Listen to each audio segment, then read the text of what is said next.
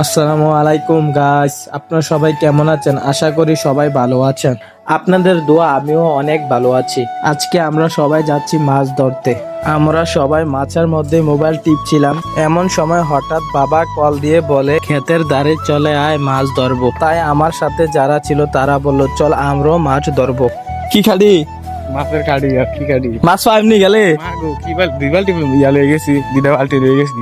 Guys, খাড়ি বলতে আমাদের ক্ষেতের পাশে যে গর্ত করা হয় সেই গর্তকে আমাদের বাংলা ভাষা বলে থাকি খাড়ি। আপনাদের ভাষা কি বলে থাকেন কমেন্টে জানাবেন। গাইস, দেখতে দেখতে চলে আসলাম ক্ষেতের ধারে, আর ক্ষেতের ধারে ভিউটা একবার দেখুন। ক্ষেতের ভিউ দেখতে দেখতে চলে আসলাম খাটির কাছে। খাটির কাছে এসে মাছ ধরতে নেমে গেলাম। এবার মনে হয় খাটিতে এত একটা মাছ নেই, আর একবার হিচার পর অনেকগুলো মাছ পেয়েছিলাম। যাক, যতটুকু পেয়েছি আলহামদুলিল্লাহ। এখনো পুরোপুরি ভাবে খাটিতে মাছ ধরা হয়নি। অবশেষে